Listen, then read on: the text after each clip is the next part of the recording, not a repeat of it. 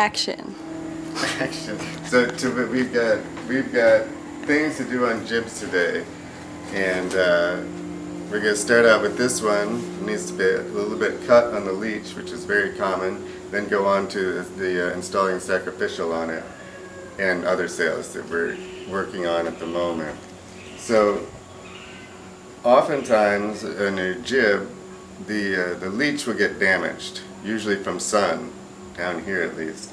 And this one, like all the rest, has been damaged at the leech. This is sun damage. It sort of rotted out the fabric, as you can see, and then somebody did a really bad job patching it, and they managed to perforate it as well, as so it tears even easier now. This whole, it's not terrible, but the patch was so bad, and there's a seam that's ripped open up here, and when it tore, it deformed the shape of the sail. When it tore, they cut it. See, it used to be here, and they chopped out this part here that probably got all frayed, and then they tried to they put it back together like that, and so the shape of the sail was completely fucked up.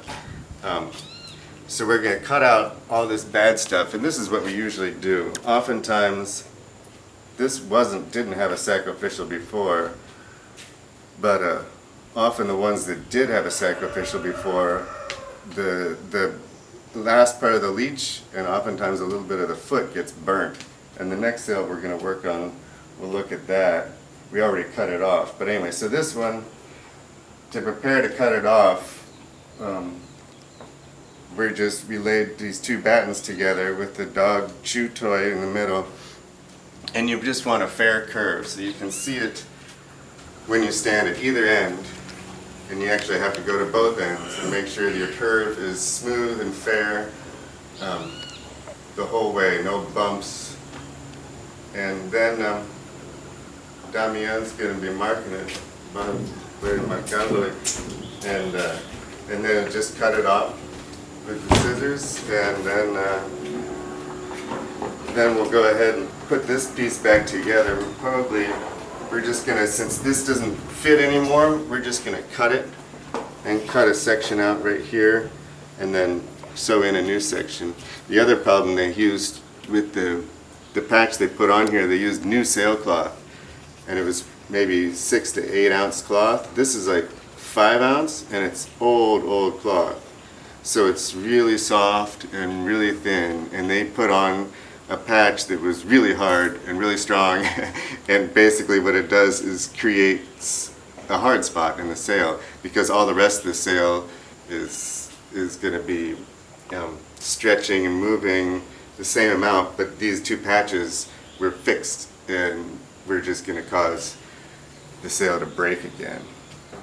But yeah, luckily we've got lots of old sailcloth here.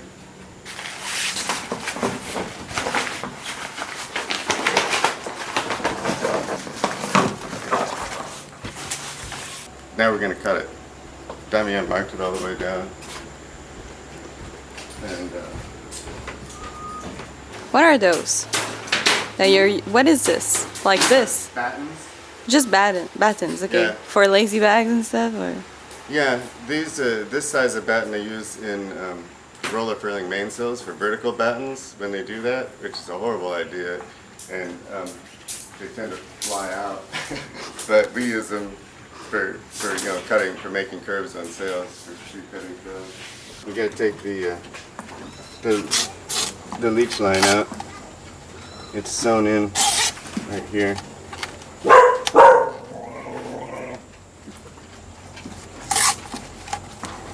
Somewhere.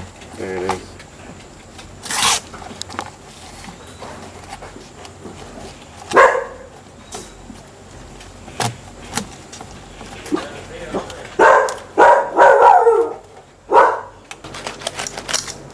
Okay. So yeah. Now we can pull this leech line out, and then we'll cut it. So we don't want to cut the leech line in half.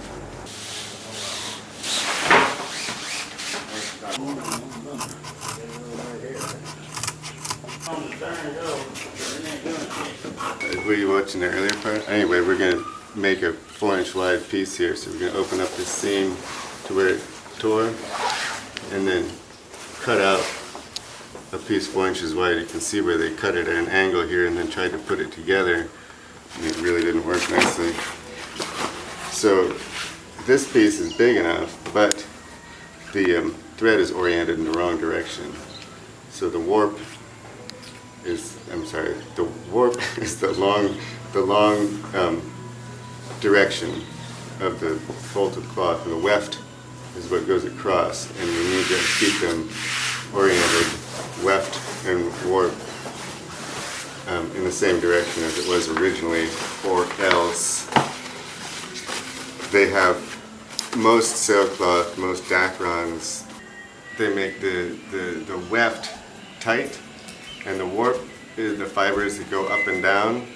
So these cross fibers have less stretch than the long fibers. That's why they make the sail cross-cut like this, because this direction is lower stretch, and this direction is where most of the stress is going, from the clew and from the tack to the head. Most of the stress is vertical in a sail, more than is horizontal anyway.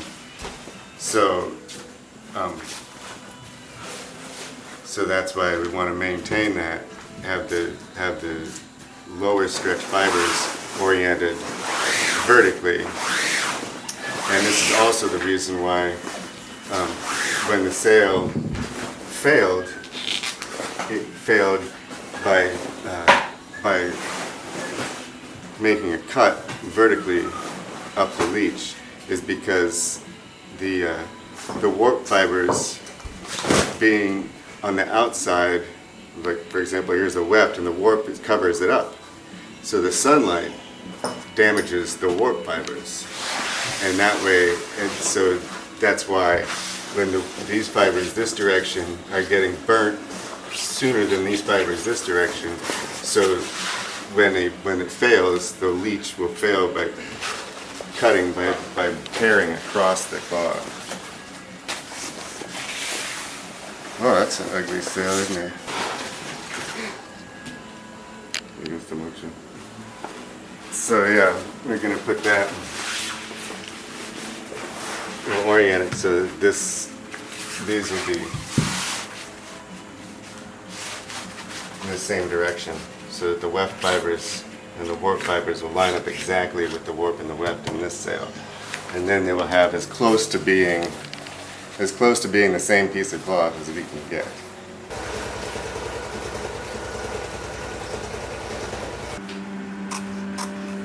This is a sail that we cut down last week.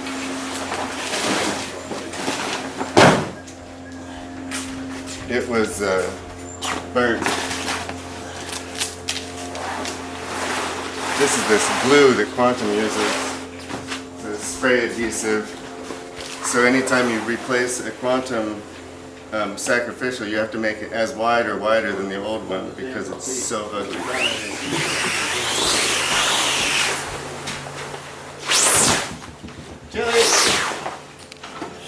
So this one we cut off.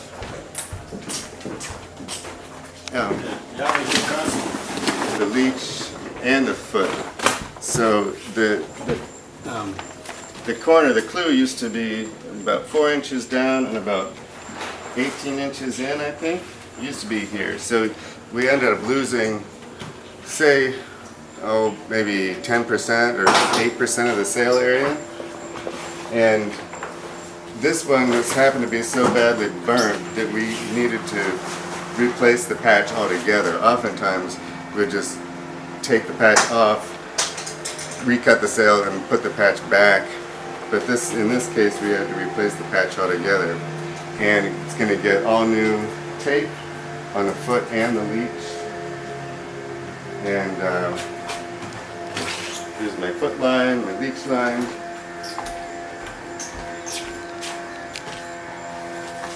So we will start sewing this one. And then move.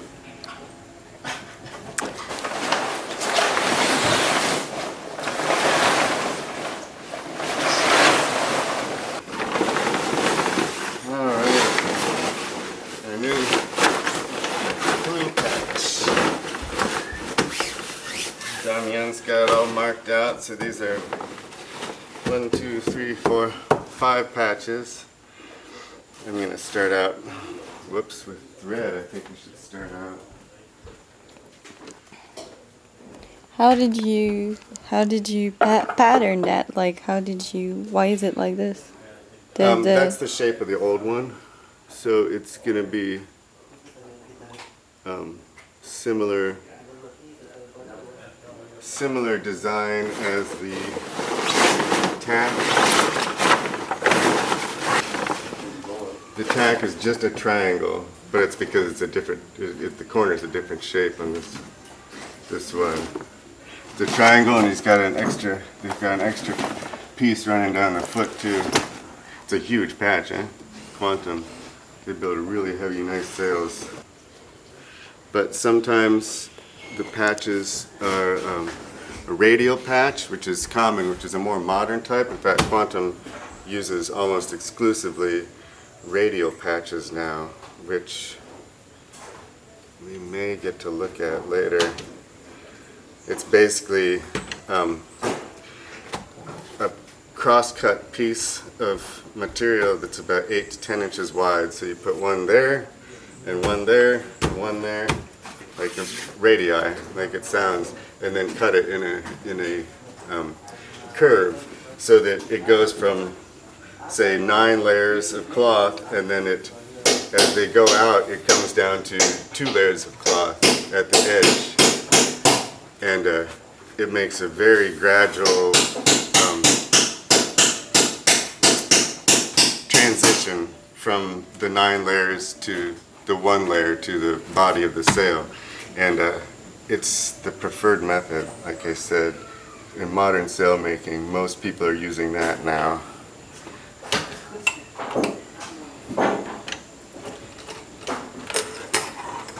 So what thread are you using? This is a V138 polyester, which is the only thread I use. This is the thread I use for the body of the sails. It's the same material that the sails are made out of, polyester, or Dacron.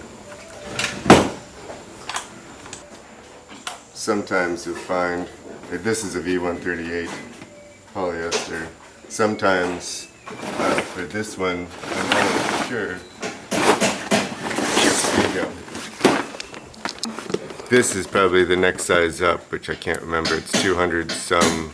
I don't remember the size now, but this is a little heavier thread. But my machine won't do anything heavier than V138, so that's what we get. It's 15 pound test, average break, I guess. And so if you put a lot of stitches in, it's 15 pounds per stitch basically. So when you stitch, for example, when I put the webbing on here, I'll put the stitches as short as they can go, and then you get about 2,500 pounds of strength per foot. So, which is as strong as the webbing is. So that's how we do that.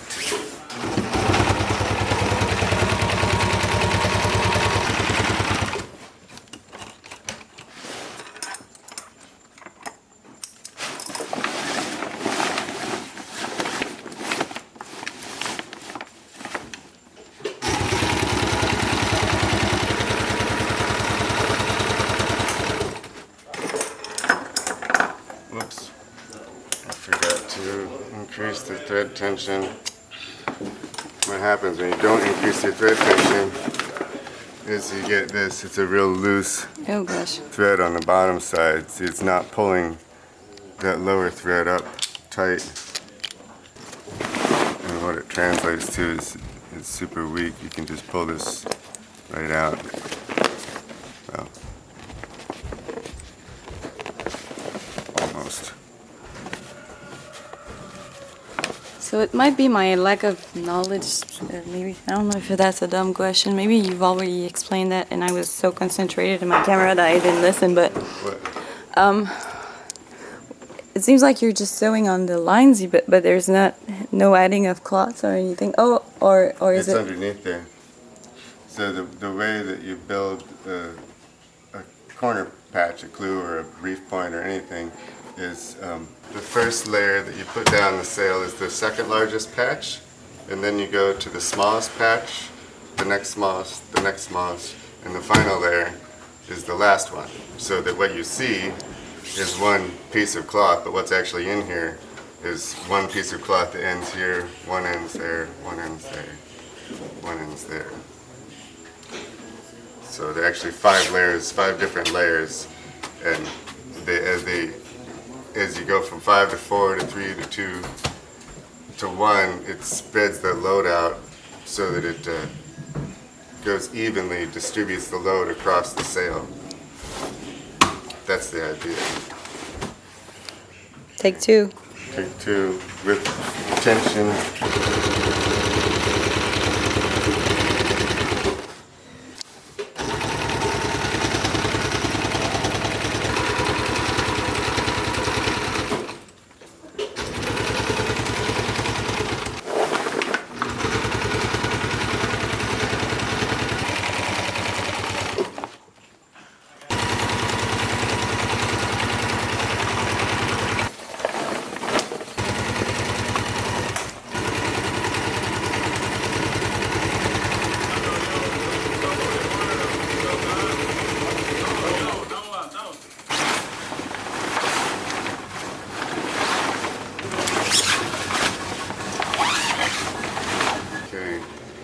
This sail we're going to use 8 ounce, 4 inch. Basically, I only stock a couple of different sizes. It's 6 and 8 ounce. I stock 3, 4, and 5 inch tape. And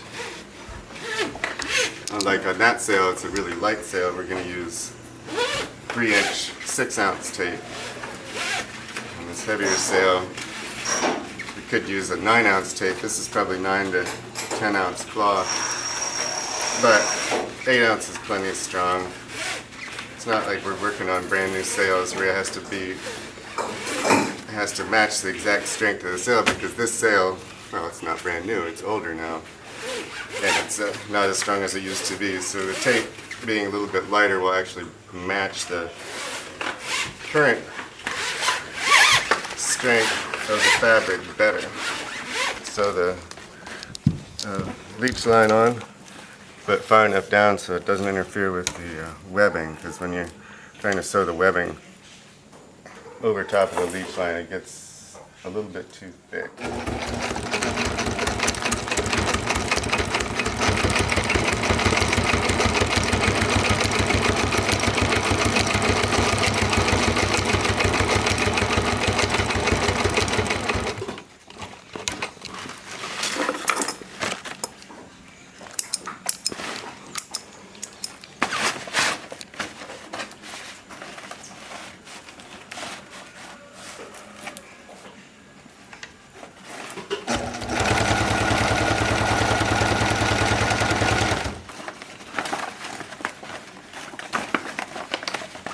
When you're sewing on the tape, you want to pull the tape nice and tight.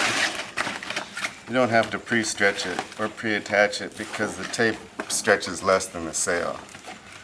So as long as you get it on there with some tension, and then tight up against the edge, and then tuck the string in.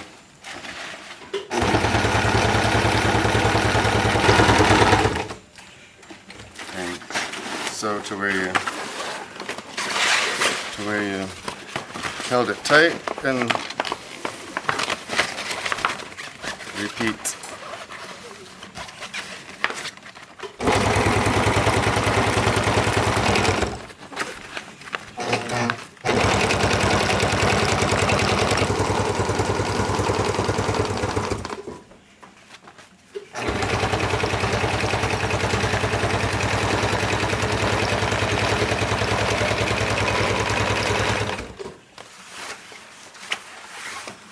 So then the webbing, there's several different, there's a pile of different ways you can do this.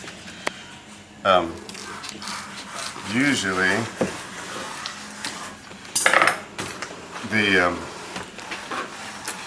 this luff tape terminates 8 or 10 inches down from the head of the sail. But it's okay if it goes all the way to the top. It just often doesn't. It allows the head to get covered a little bit easier. But we're going to go ahead and leave it there this time. What the heck. And like I said, there are a number of different ways to do this. Sometimes I use tubular 1-inch webbing.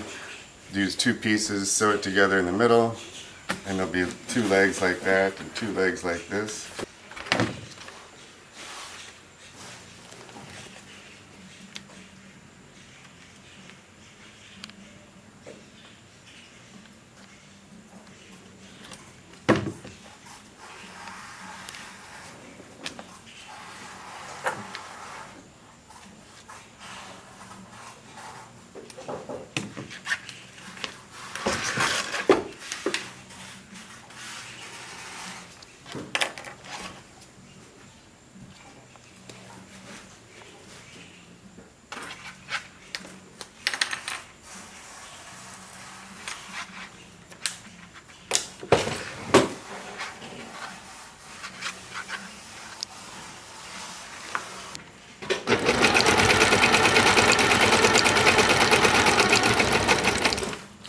I've changed my stitch length already to 1 millimeter long, 10 millimeters wide, which gives you the most stitches per inch or centimeter or whatever. And basically in this material, this is like 2,200 pound average break, and if I stitch it for a foot for 12 inches, that gives me at 15 pounds per stitch, it gives me about 2,500 pounds of strength on the stitching. So that means the stitching and the webbing have the same strength. In this case, if I were going to use this, I would tape it on here, tape it on the other side, and that's where the shackle goes. But I'm not going to do that. I'm going to use Spectra webbing. And it's going to be 1 piece only, but this stuff is, what is it, 4,500 pounds or something, so it ends up being the same strength as a couple pieces of the tubular webbing. Tubular, this is polyester, so this is Spectra.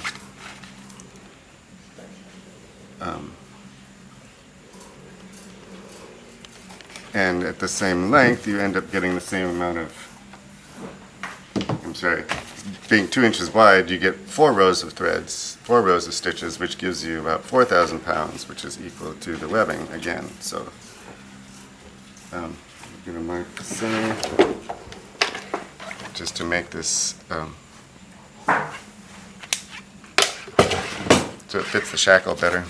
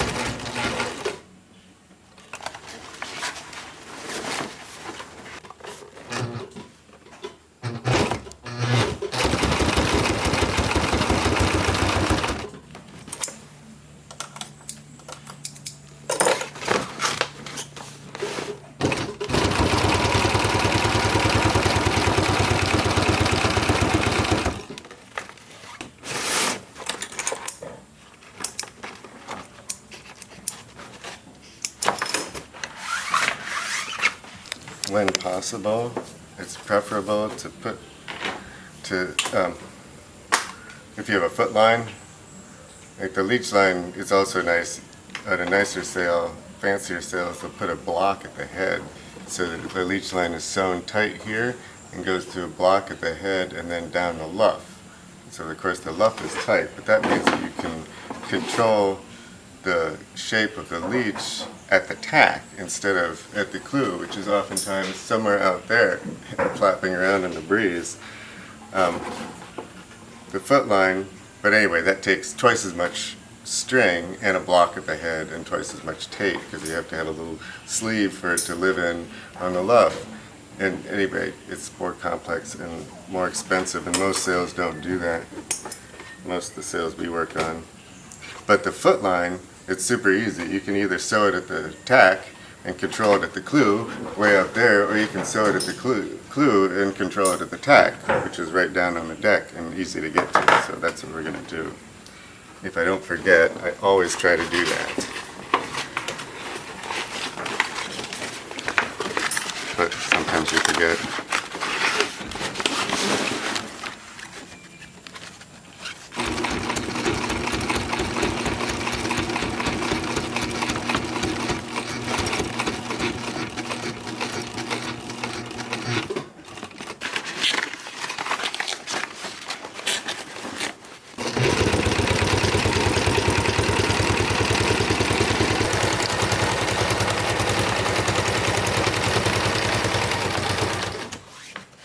Pick a ring that fits nice.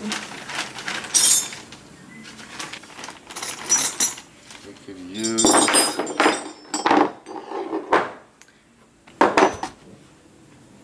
well, this is for a headboard. That's to attach the head of the sail, and then this attaches to the slide. This is for an old-fashioned sail with a wire luff rope. Kind of cute, but it's totally useless. This, I've never understood the point. They used to do this a lot, but they didn't put any webbing in here.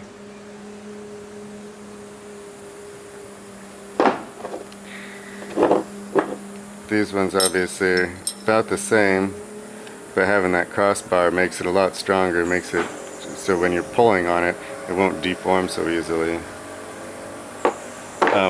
Basically, you want the clew fitting to match the sail. In this case, it's a heavy sail. It's a big boat. It's like 46 or something. And although I prefer not to have it so heavy that if it flaps around when you're on the foredeck and hits you on the head, you don't want to be killed.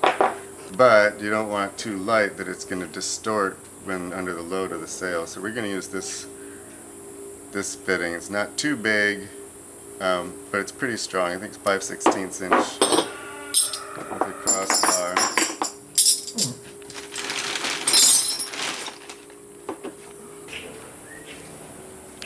So we'll line that up so that the webbing is going to be in this part here.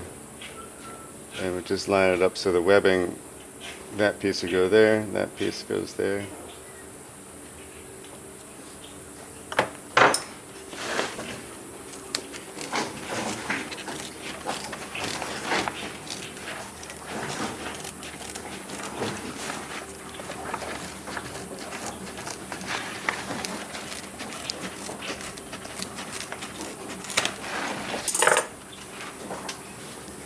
The clew, you don't have to use a real long piece. On some older sails, you'll see that people have a really long piece of webbing to try to, and the idea was to try and distribute the load across a longer piece of webbing.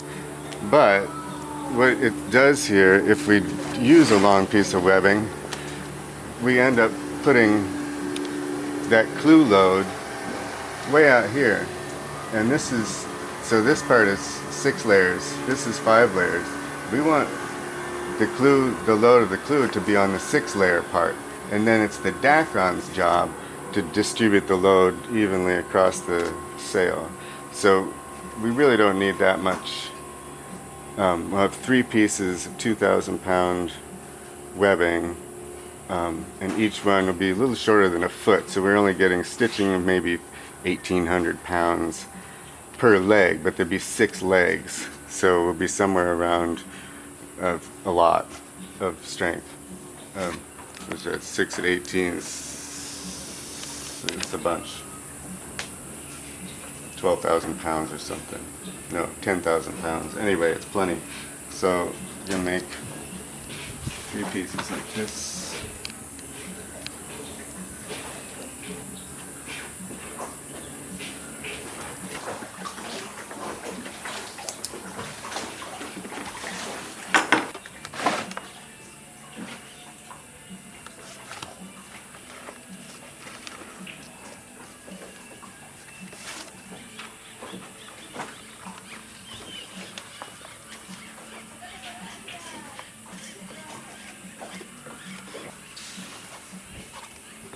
You can feel the other piece of webbing is right about here. Try and split that.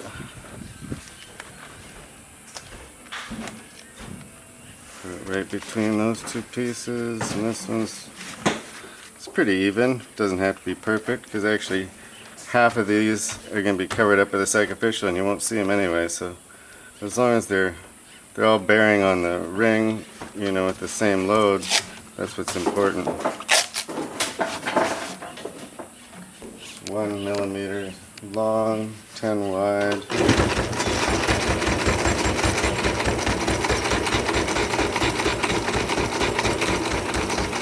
A little slower going. When you're this, For the needle? when you're this big, yeah, so that way if we do go down through and hit the needle plate, if we're going slow enough, maybe we won't bend the needle immediately.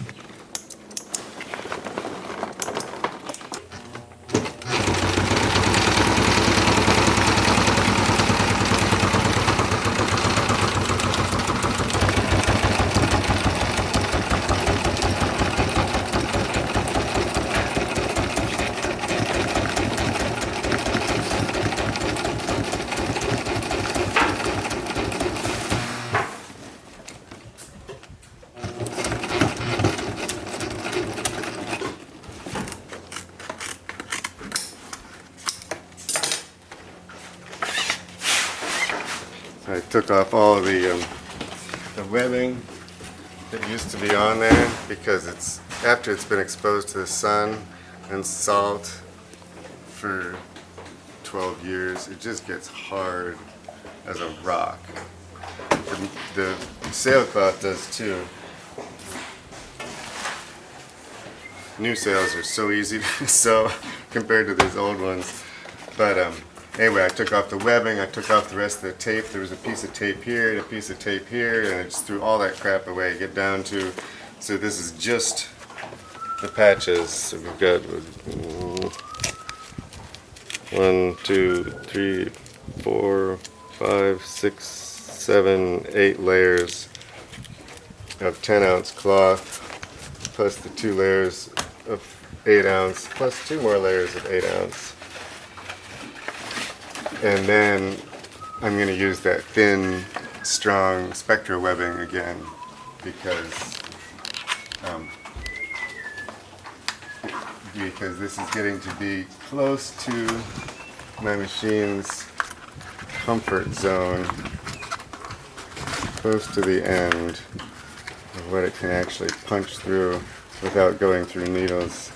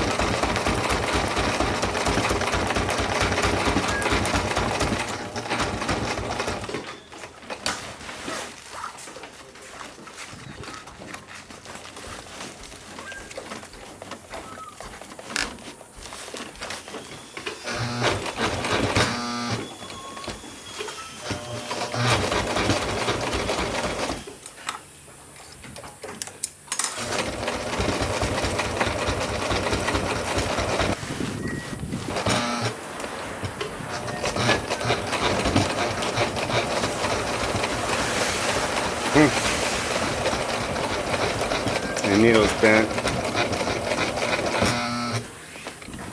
It always bends the same direction. It bends this way because it's cut out on the back side to allow the jib hook to pass.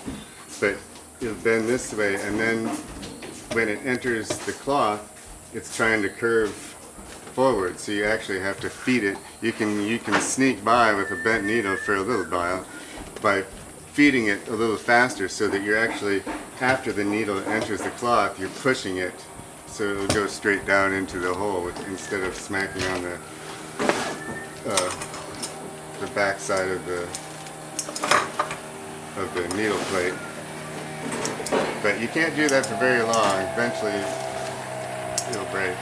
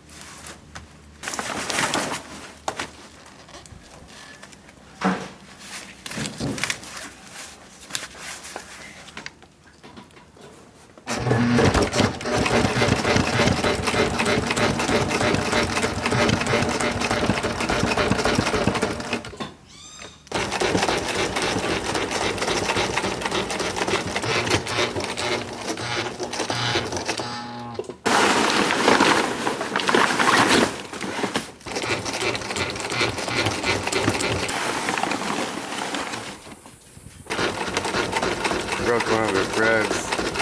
This is like a twisted 3-strand rope thread, and sometimes when you're in heavy material like this, or sometimes when you pass the edge of the tape or something, it'll it'll cut one of the threads. Like it did right there. Like it did there. It did back here actually, but so it means that the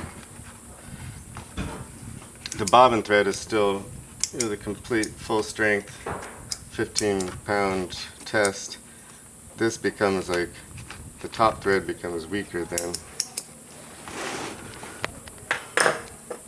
but we're already putting way more stitching into this webbing than we really need, so we'll let it slide for a little while instead of having to rethread the needle and start over again.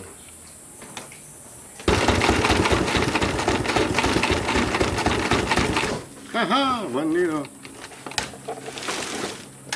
Now this one is ready for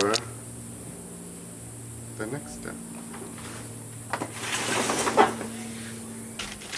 One thing about the way we put on sacrificials as opposed to some lower quality sail repair people or builders is that the sacrificial is actually sacrificable in that it's put on after the sail is done. So right now this sail is completely structurally done, and you can use it and fly it and sail it.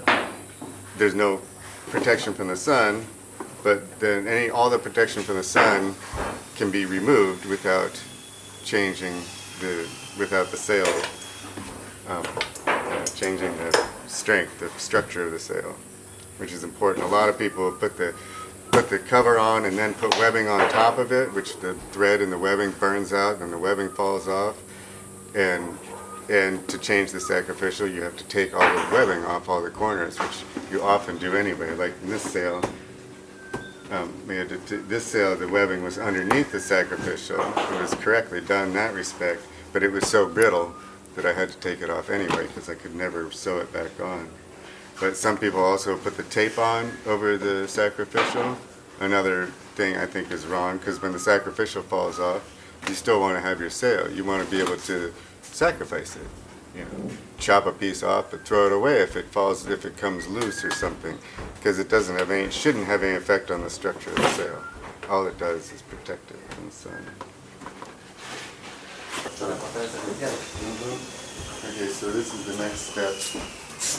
Damian's going to start out by measuring the leech, and the normal width we do on these is 20 inches because we have 60-inch wide material almost always. Sometimes we're 46-inch wide material and we'll go 23 inches wide. So basically we're going to measure this and then take a third of it and cut a strip of cloth that long and then cut it into thirds, and then we'll have 3 pieces. But we also do one other thing,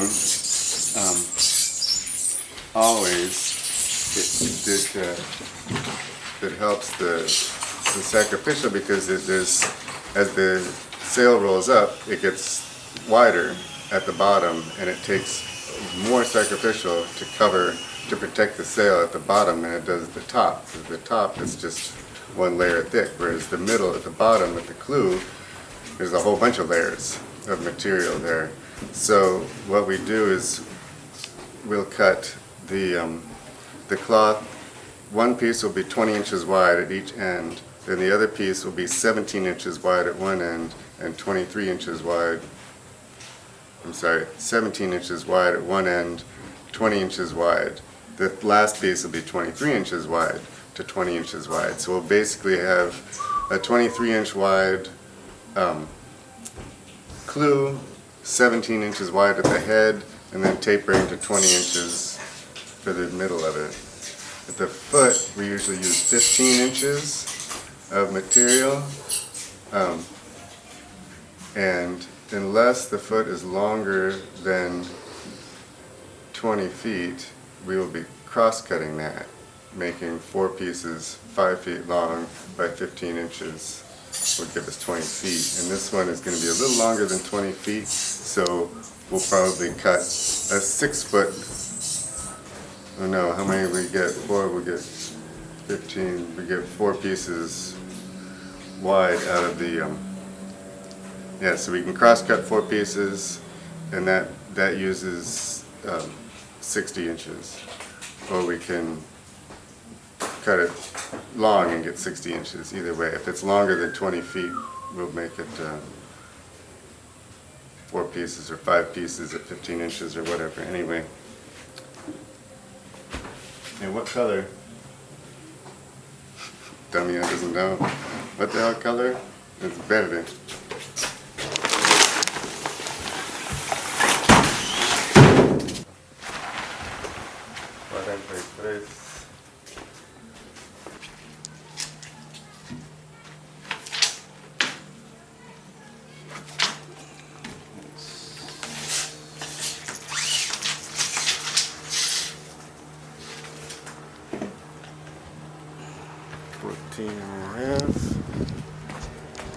This 3 pieces of 14 and a half comes 43 and a half. So these are all the same. 20 inches wide. I'm going to go a little bit more extreme. We're going to go 24 to 16.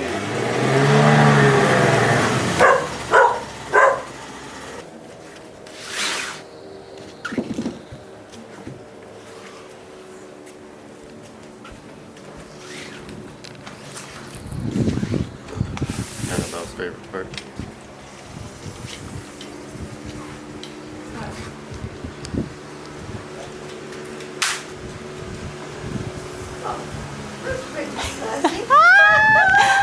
Pascal likes it too. I do. It's my favorite tool.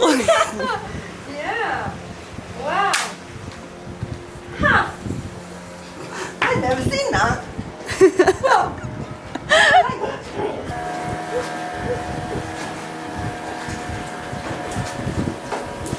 what's his name?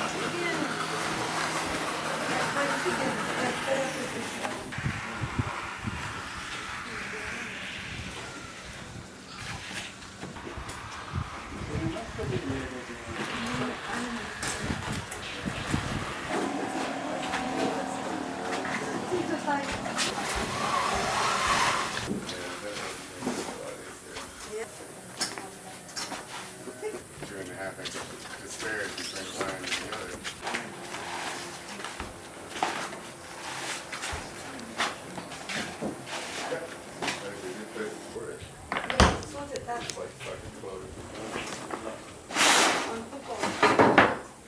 Build an actual bin. They shred it, so it becomes smaller once unpacked. No one thinks you can't find it. That's the fucking problem. Nothing. Fucking old lies. Plastic. They're weight. There's a soda one. One for the bucket. Yeah, that's the problem. But then what do you do with all the freaking plastic that's floating around in the ocean? That's the problem, isn't it? You know, it's like the cat trying to eat its own tail. I mean, at the end of the day, what are you supposed to do to try and make things better? Because I mean, if it continues... Obviously, Damian went and cut all these pieces so that he cut all these pieces so that they make this curve, and then he's going to mark the outside edge, which is the part we get to overlap more. Basically, what we're going to do is broad seam these things, and broad seaming is the way the sail is put together itself, and where the two seams come together at the luff and at the leech, they overlap a little bit further, and what that gives you is a form. It gives the sail a form. And so what he's doing here is if we sew it like this, it would just be flat. But since this sail has more shape inside, plus it's got little, it's folded slightly and it's not quite flat. What I'm going to do when I sew that is I'm going to put these two, I'm going to move it to there. And then we will have a much longer edge here than we do there. To allow it to go around the curve, to allow it to take up for the extra shape of the sail. And you can adjust this. Obviously he's doing it about ½ an inch. It might be a little bit much for this sail because it's a real light sail. So it smooths out easier on the floor. So I think when I sew it, I'm not going to sew it quite that much. Basically, that's the difference. If I start sewing there, there'll be about 3/8 of an inch more on this side than this side. It varies too with the width. So if you have a real wide sacrificial, which you have to use for a tall sail, that has a lot more area or has a very high aspect, so it's really long on the leech. So each turn you're covering a bunch more material because it's so steep. Then you need a wider sacrificial. Then we'd go with like half the width of the roll, so we're going from 24 to 36 inches at the bottom. And then you really start to get into a lot of the inside edge. It needs to be quite a bit longer than the outside edge. And so you can adjust this broad seam even more to if it's wider, or if the material is real heavy and like creased and folded and stuff, which sometimes happens. But then, so after he gets all these panels put together, marked for the broad seam, then we're going to stack them up so that they are face to face and sew them together.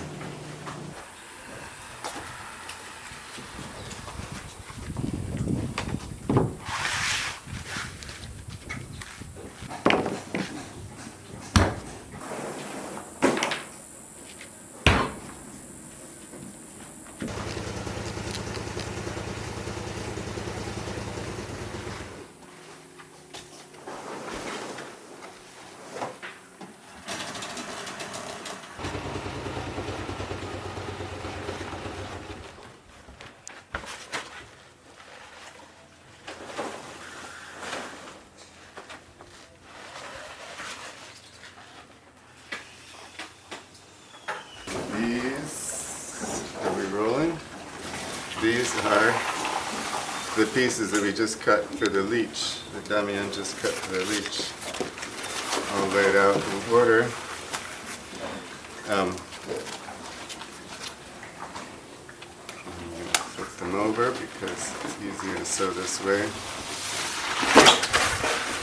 So, let's start at the bottom. So this is the side that's marked. Therefore, this is the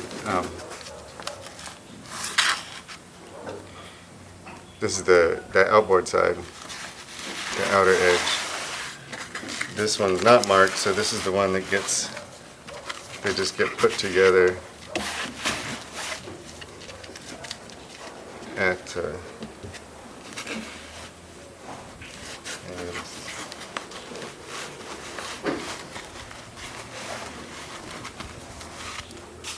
touch. Now, you recall that when we were doing this earlier, when we were laying that out, I thought that Damian was making a little bit too much. We're going to end up with too much material here compared to this edge. So I'm going to close this down just a little bit from where he marked it to about there. So we'll go from there to here. And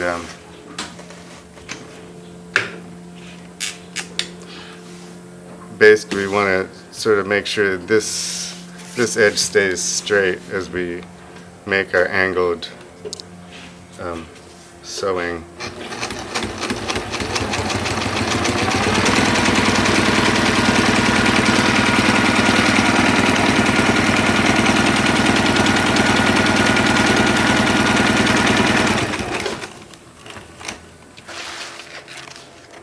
Right there. We're going to close that up just a little bit.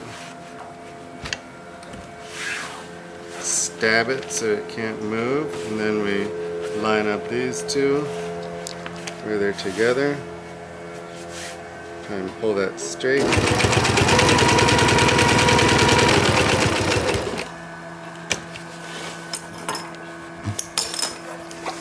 Etc. This goes on and on. Fairly repetitive.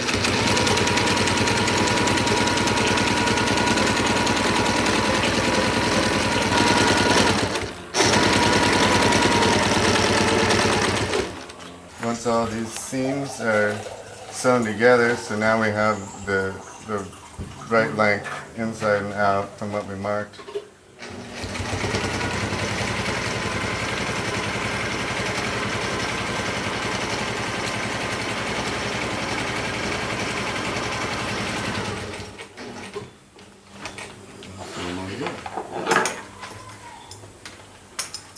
Zigzag.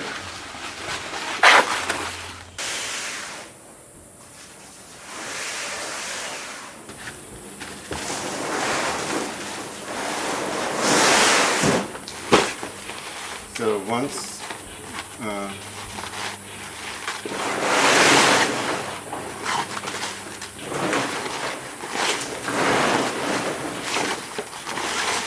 we have the seams sewn together,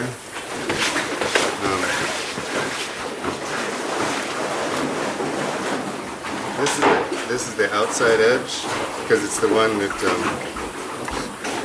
I missed cutting it through. This is the one it's broad seamed, so this is the outside edge of the leech. So I'm going to take the material and prepare it for sewing. I'm going to sew it. I'm going to start out sewing the outside edge on from the back. So I'm going to be sewing it like that. So I'm going to line the whole thing up so that it comes off with the outside edge close to me and upside down.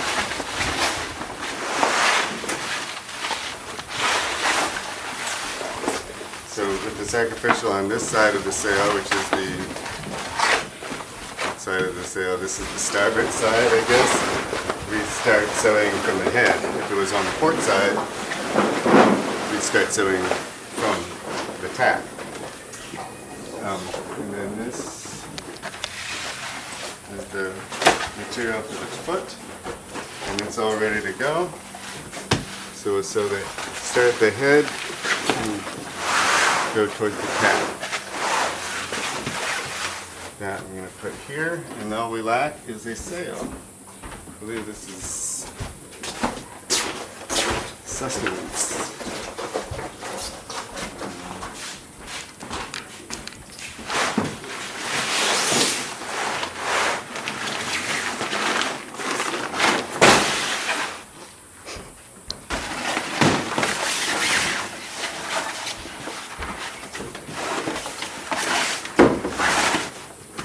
So there's the head. I'm going to mark the halfway point.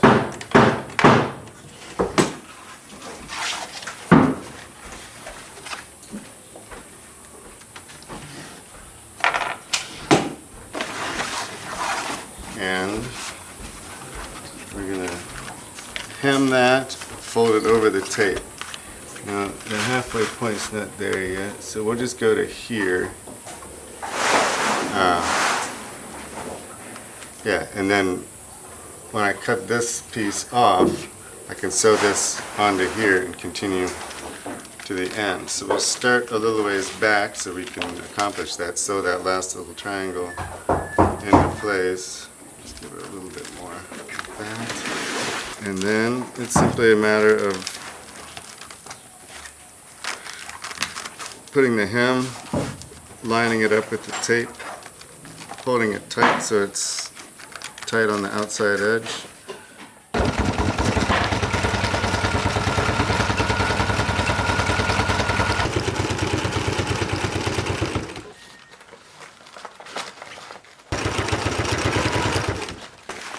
I don't know if you can hear it, but the electric motor of the sewing machine is starting to vacillate up and down in its speed, which means that the brushes are becoming are getting stuck and they're not touching.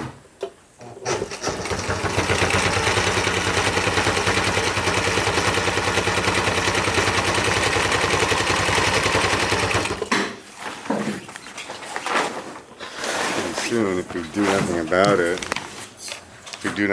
it, then we'll step on the pedal and nothing will happen because the brushes will come disconnected from the rotor altogether. So all you have to do is smack it with I use scissors because that's what I have handy. Straight down here. There's the motor. The brushes are right here and right there. And this is the same thing on a car starter motor. When you go to turn and nothing happens, done. That's all it needs to do is just jog the brushes back into place.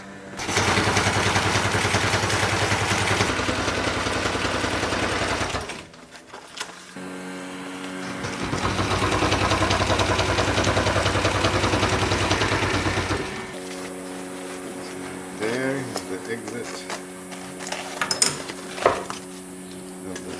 Leech line.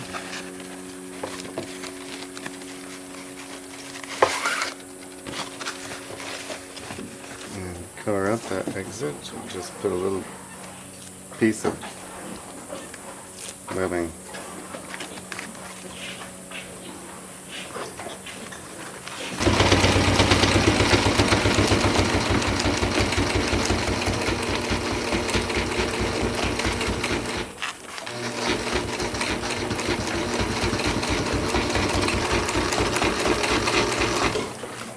Far enough. Sometimes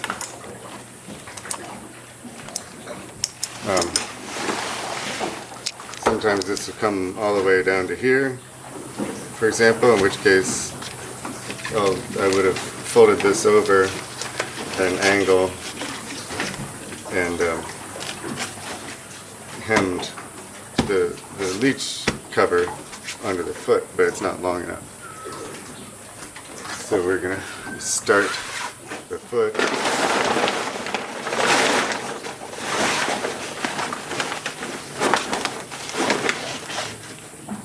Far enough along that we can hem it right there.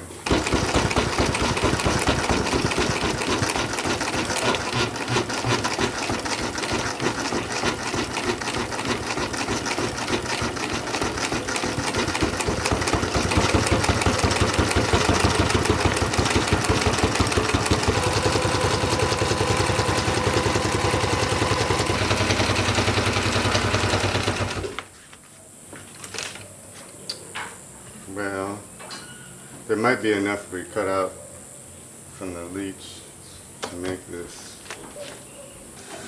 Put that on a little later. Damian's in the middle of making another one. But we can go ahead on to the next sale. Change back to green again.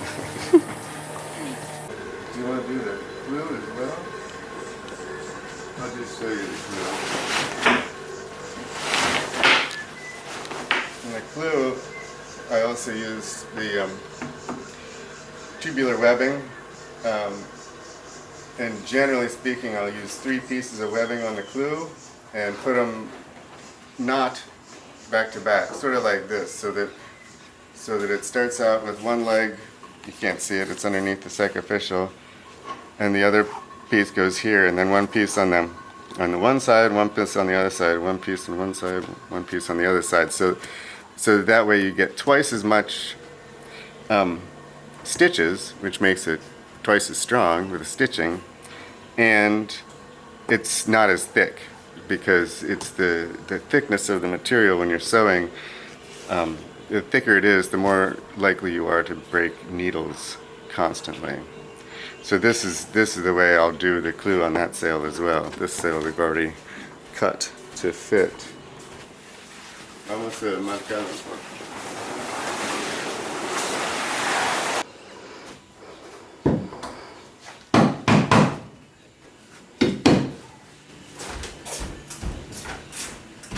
So now that we've sewn the outside, the sacrificial onto the outside edge of the leech and foot, I'll take it back off the table, stretch it out tight on the floor. You don't necessarily need like halyard strength tight, but it's pretty smooth, pretty tight is good. And now we're going to mark for where the inside edge of the material is going to fall on the sail, because since it's a curve on the leech and it's an outside curve on the foot, this edge is shorter than this edge, and as we're sewing along, there's going to be discrepancies in this material. There's little folds that aren't smoothing out right now, and basically we need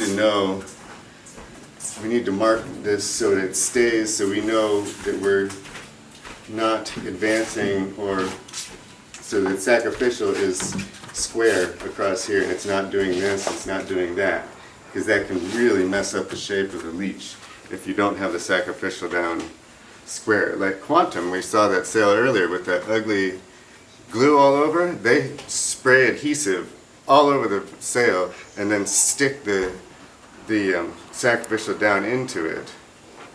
But it looks horrible. And you can see it through the backside, and after it's been in the sunlight, and yeah, it's not nice. To mark this, then you just hold it, move it back and forth till we get it square,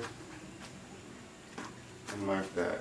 And I like to have a mark on either side of every seam, because it's at these seams that we can adjust. If there's too much material on the inside edge, which I think in this case there is, we can just open up this seam and take up, get rid of some extra material. It's way better to have too much material on the inside edge than too little, because as you can see, this seam is as open as it can get. We can't open it up any further. But we can shut it more. So right here, and notice we're not trying to do this. We want it to be square across here.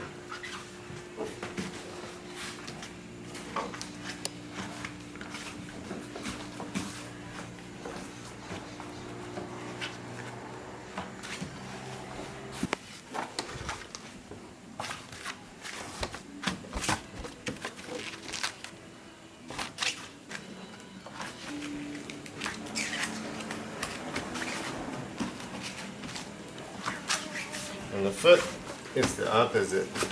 As you can see, we're probably not going to have enough material. But that's okay, because these, we can open that up a 1/4 inch. We can open this one up a little bit. So if we don't have enough sacrificial material, we can open up one of these seams and spread it apart a little bit to gain some more.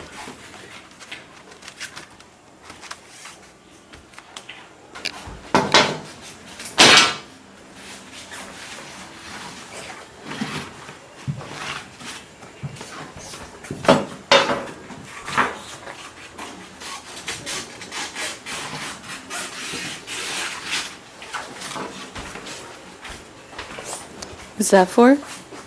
This is to mark a diagonal stitching. So after we stitch this edge down, we're going to go back and forth on a diagonal to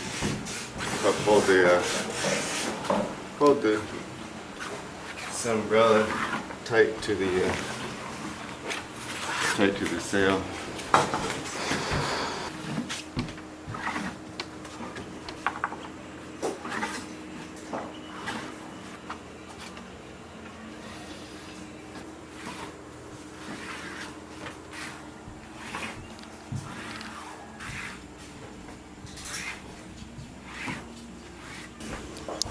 There.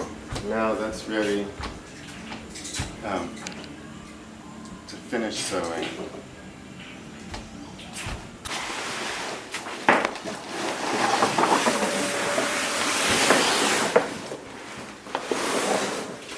Since we're going to start at the foot and go to the head, start at the tack and go to the head, I picked it up and I try and get it about 5 foot long folds. Like this is the last one, so that this sort of lays on my table.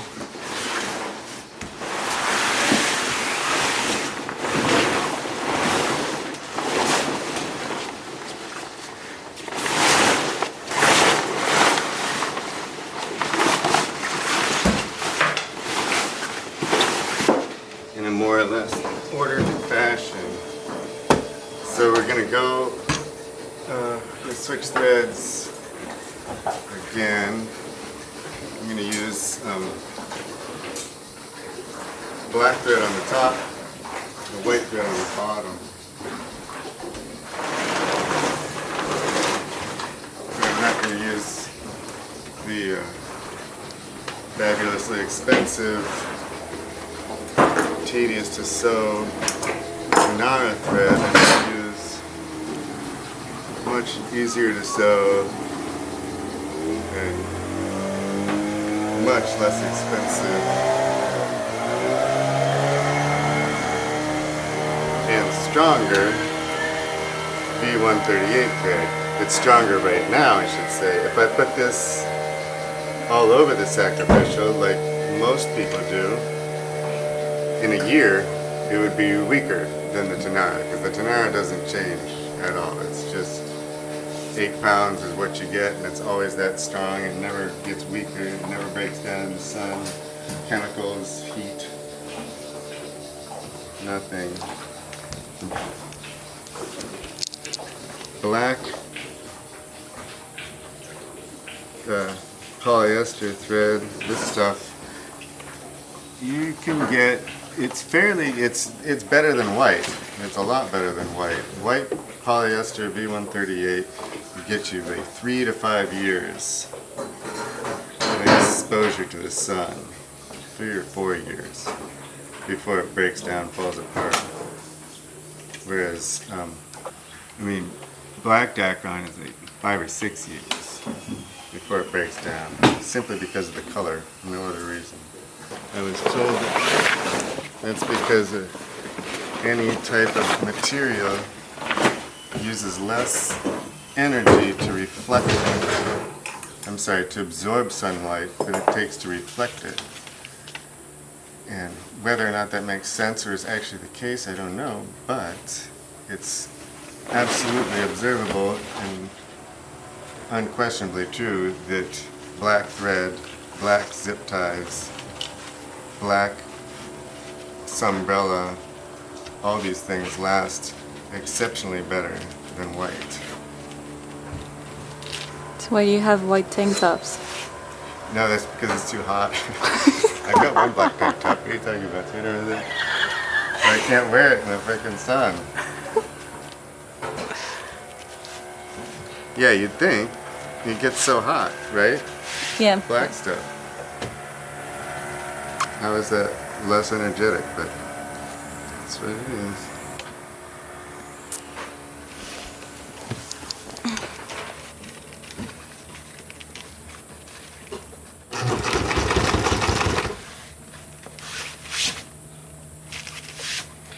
So I start with my marks together, and then this part of it is all about pulling the sailcloth and the umbrella so that they're smooth and even.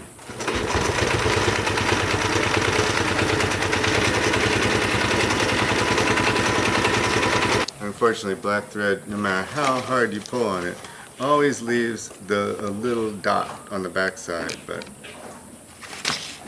that's alright.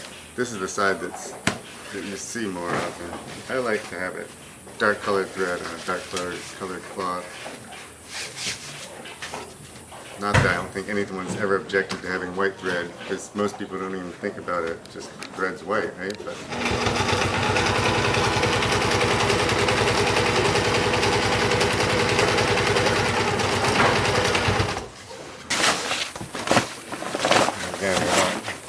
this part, this is what we're worried about. This is what we care about. We want to make sure that this part of our work is unencumbered by the weight of the sail pulling it one direction or another. It needs to be free to feed through the machine. It needs to be flat, same place as it was.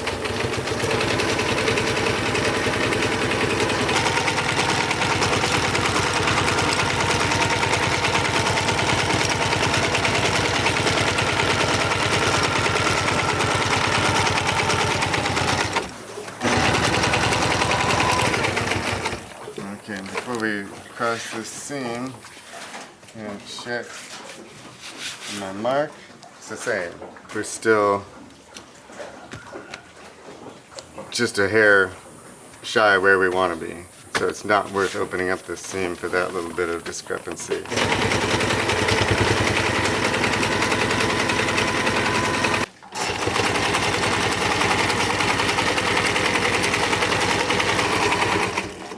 Last seam, the last chance to adjust anything.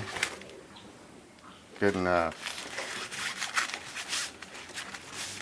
If we were like here, it would start to really twist the fabric a lot and start to really make the shape of the sail a fucking mess. This is definitely the part of this job where you can truly destroy a really nice sail by,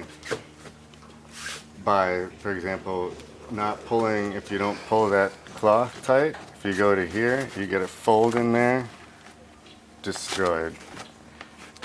So this is the part that you have to be really accurate and pull that cloth, both the sail and the sacrificial, smooth and tight.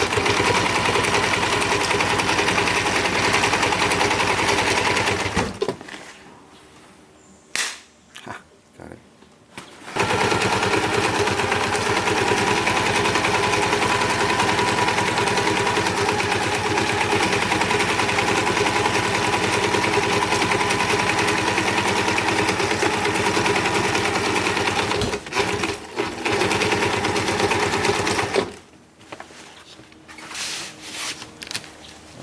There, tight, nice.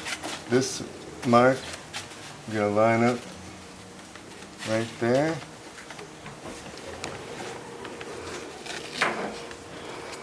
Flip that under, still lined up. Make sure that this is the right length and not. So that's, you gotta hold that spot together and not let it move.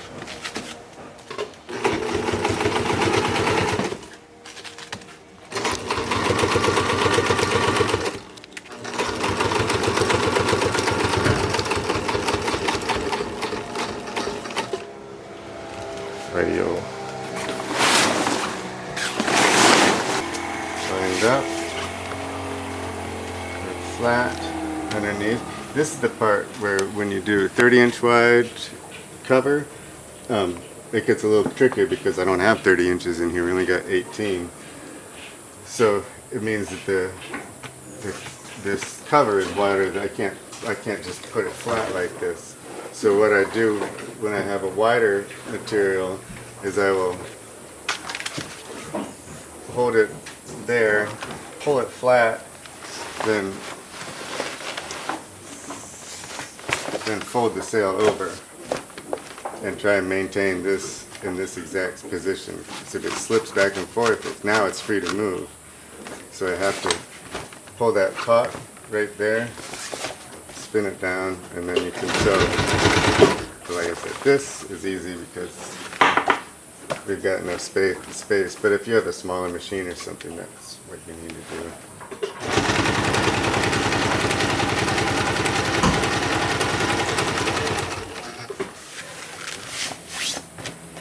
Okay, we're right on. That's nice.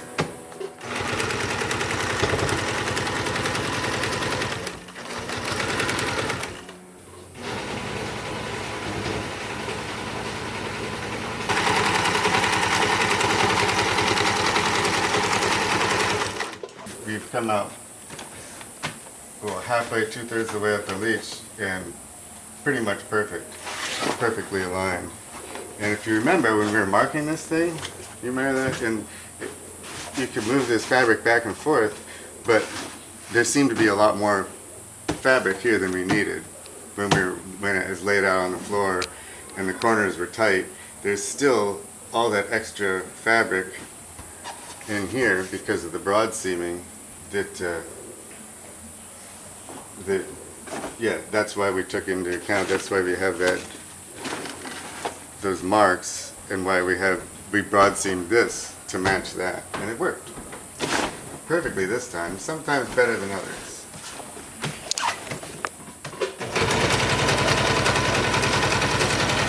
Now we're getting a little bit further along. So I'm going to try and cheat a little bit. We're going to pull the sailcloth real tight and then let the sunbrella bunch up a little bit, not pull on it so tight. The problem is that then it likes to unfold the hem, so you have to keep it tight enough to keep the hem in there. I'm just going to let the sewing machine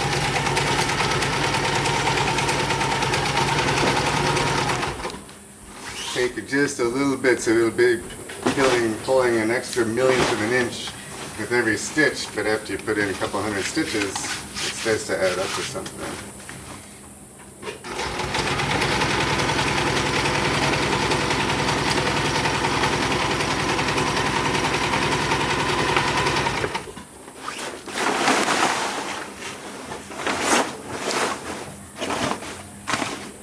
A little better.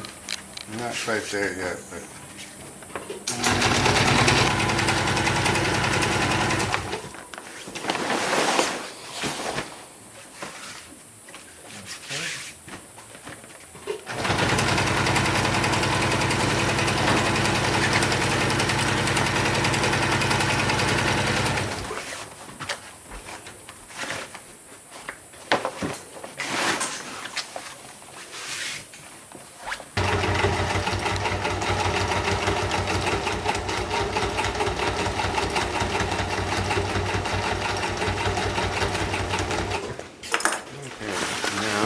back to now.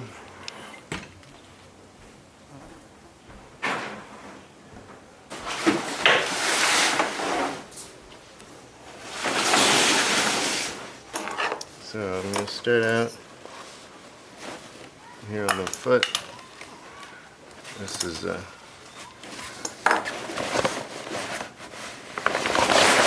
right where I happen to run out of thread 2 inches before the end.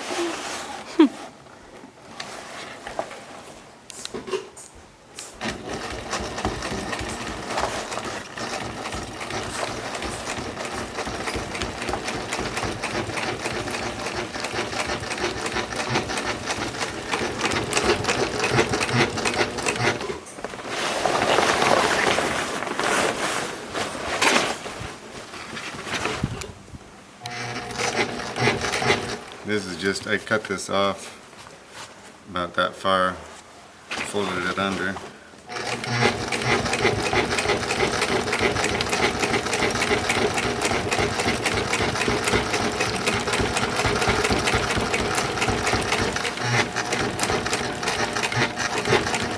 And you can just see right here the transparent thread coming through. That's one of the reasons why you theoretically you could put Dacron thread on the back side of this sail because it's not exposed to UV, but it'll pull the stitching up through, and that's exposed to UV. And so if you use Dacron thread, it would break.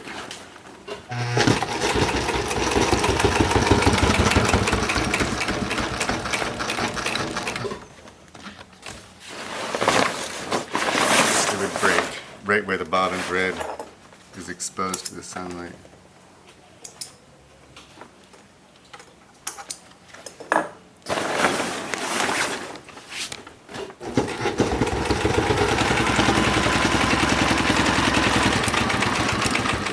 And we definitely prefer to have the upper thread tension a little bit high to bring that transparent thread through this side. We prefer that to seeing the black thread on that side like we had to have with the Dacron because it's so thick that you just can't, this machine anyway, can't pull it up through the sailcloth.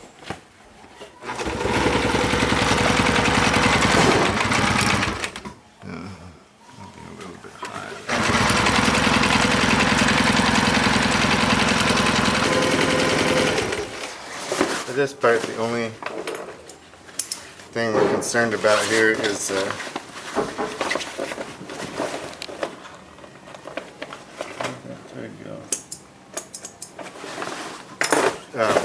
keeping a tension across the thing. It should be flat and smooth.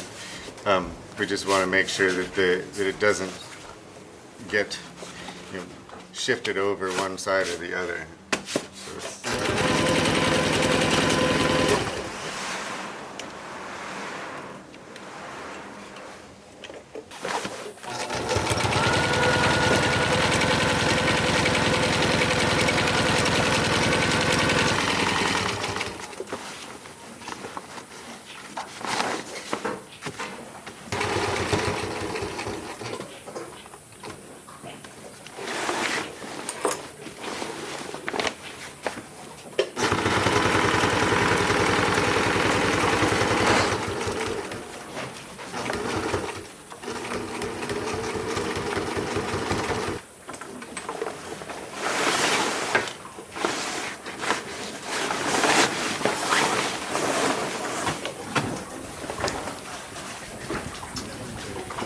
down here.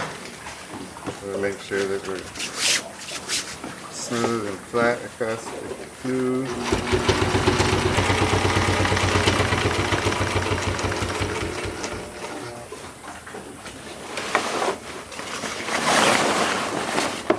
Make sure I don't sew there it is, foot line or the reach line into the sail.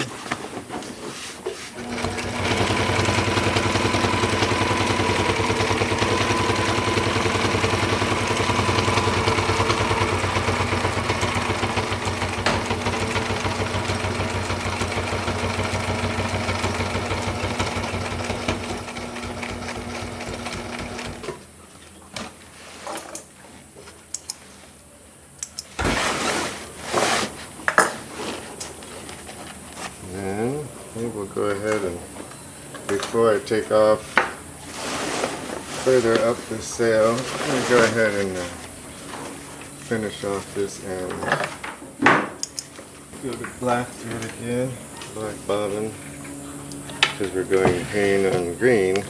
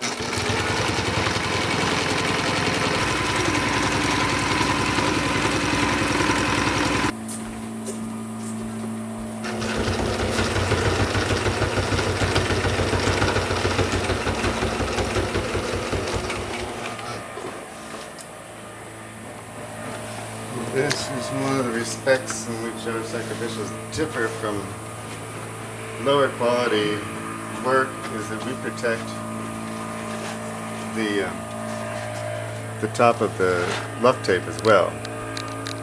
And the only person I've ever seen do that, what I do is I'll fold this over, put the hem, and just run the hem until it right to there, and then don't sew too close so you can still slide this into the track, and then this just rests on the furler, and that way you don't burn your luff tape. 'Cause if you don't do that, then well, this used to have luff tape going further up probably, although I don't see any sign of it. But anyway, oftentimes the top foot of the luff tape on a cell, always, in fact, after about 3 or 4 years, it just burns through and all this material is gone. And then we either cut it off or sew another piece on. Usually just cut it off and throw it away because it doesn't make that much difference to the shape of the sail, really. That was my center mark. And I'm going to cut it here. This is the top of the luff tape, so I'm going to cut it off square right there.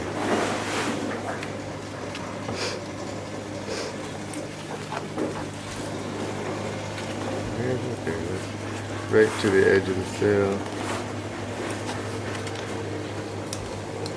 And we'll just go ahead and sew that under. I don't need that little piece of stuff.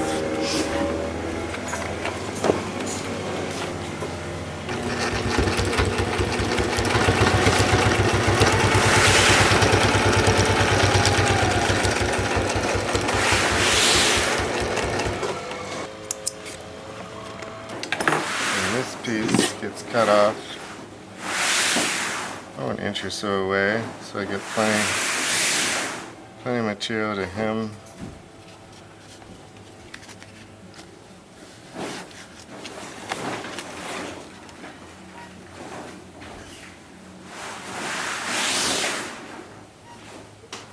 And this gets, whoops, sewn onto there.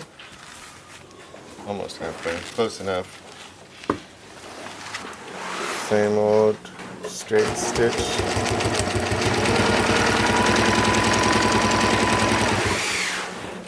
Tie them together. And zigzag.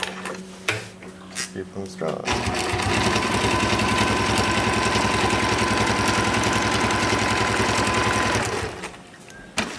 So there's another way to do the head finishing, which I use often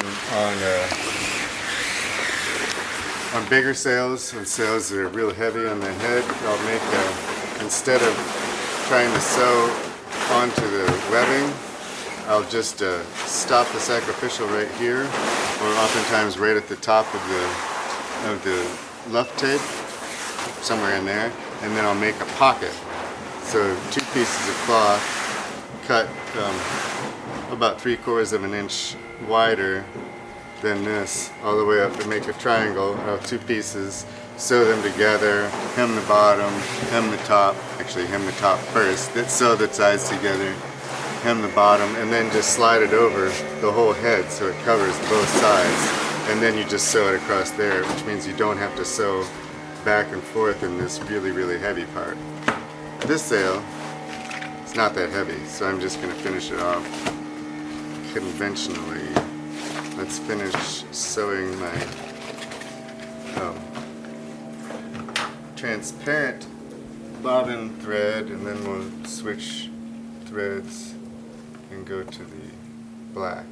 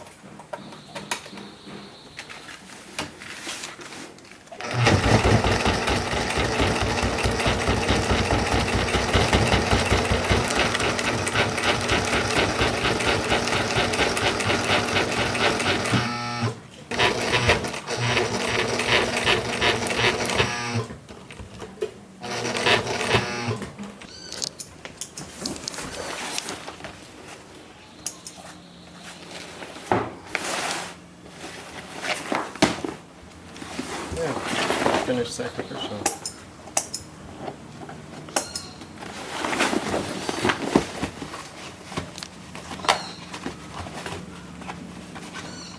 And we just need to put the last thing to do is we sew on by hand the cleats for the foot line and the reach line.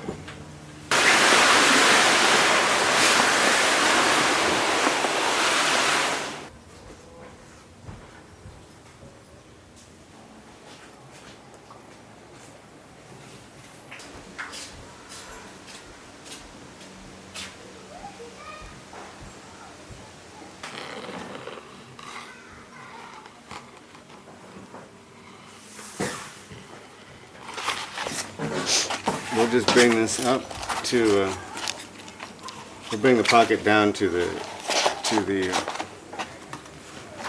left tape there. So we'll go right to here, get about 3/4 to 5/8 there.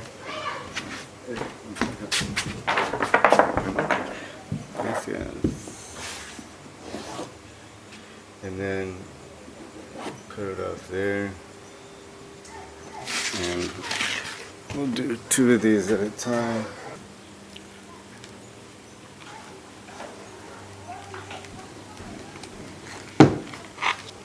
Okay, so just need to mark. So that's going to come down a 1/2 inch there for the hem allowance. And there's not much there, is there? We'll just hem it to there. Hem the top.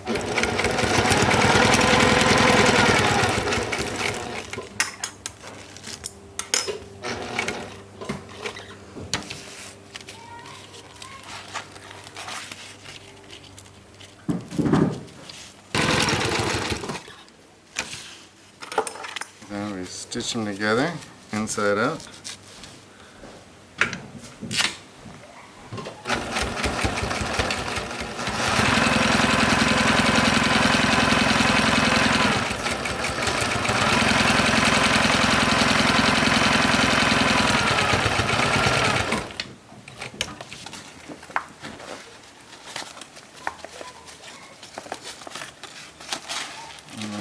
Hem the bottom. These are the ones that are so tedious to work with. Okay, so usually when we do this, we do it on these giant sails that we could never sew through the webbing because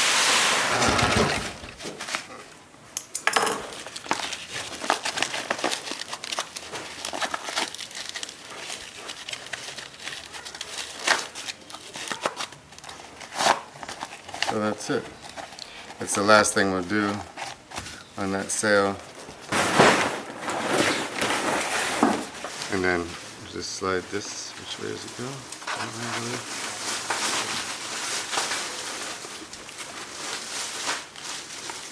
And we just slide right over top of that, down to there. And then we just sew it across here, and we don't have to mess around sewing any of this, because even on that little sail that we just did, you know, it's pretty tough. There's a lot of layers up there. So this, yeah, saves your needles, saves your sanity. That's it. And then you can watch dummy sew cleat on if you want. I will.